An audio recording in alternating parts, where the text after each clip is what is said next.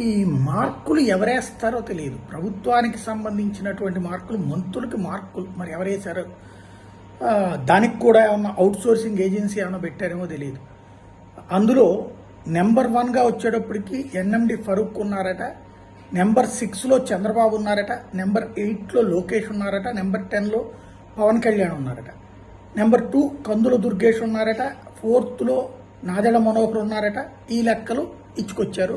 Rankings cabinet సమావేశం సందర్భంగా ప్రకటించారు. దీనికి ప్రాతిపదిక ఏంటి అంటే బాబు గారు సూచించినటువంటిదే ప్రాతిపదిక అవుతుంది. ఫైళ్ళు జనంలో తిరగటం అన్నటువంటిది. ఇప్పుడు చంద్రబాబు గారు ఏం చెప్తారు? అద్దం ముందు కూర్చుని నా పెర్ఫార్మెన్స్ ఇంకా మెరుగుపడాలంటారా, లేకపోతే మా అబ్బాయి పెర్ఫార్మెన్స్ మెరుగుపడాలంటారా, పవన్ కళ్యాణ్ పెర్ఫార్మెన్స్ మెరుగుపడాలంటారా? బేసిక్గా ఇలాంటివన్నీ కూడా వినడానికి విచిత్రంగా ఉండేటటువంటిది, లేదా ఏదో గొప్పగా అనిపించేటటువంటి. గతంలో కూడా ఇట్లాంటివి చేసుకొచ్చారు.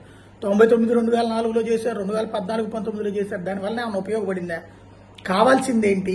రెవెన్యూ వెళ్ళగానే సమస్య పరిష్కారం కావాలా, ఏదైతే భూ వివాదాలు, అట్లాగే మున్సిపాలిటీ వెళ్ళగానే పరిష్కారం అవ్వాలా. అదే సందర్భంలో ఏదైతే అటవీ శాఖ, అడవులకు సంబంధించినటువంటిది వెంటనే సమస్య పరిష్కారం కావాలా, లా అండ్ ఆర్డరు సమస్య పరిష్కారం కావాలా, పోలీస్ స్టేషన్కి వెళ్తే కరెక్ట్గా న్యాయం జరుగుతుందని ఉండాలి. వ్యవస్థలలో ఉన్నటువంటి సిబ్బంది కరెక్ట్గా ఉండాలి. ఆ సిబ్బందిని పర్ఫెక్ట్గా పనిచేయించాలా. దాని విధంగా ర్యాంక్స్ ఉండాలి. జనం నుంచి శాంతి భద్రతలు ఎక్కడ నేరం జరగకుండా ఉండాలా, నేరం జరుగుతుంటే వితిన్ 24 అవర్స్లో పట్టుకొస్తున్నట్టు ఉండాలా, అరెస్టు జరుగుతుండాలా, అట్లాగే రాజకీయ ఒత్తిళ్లు లేకుండా ఉండాలి.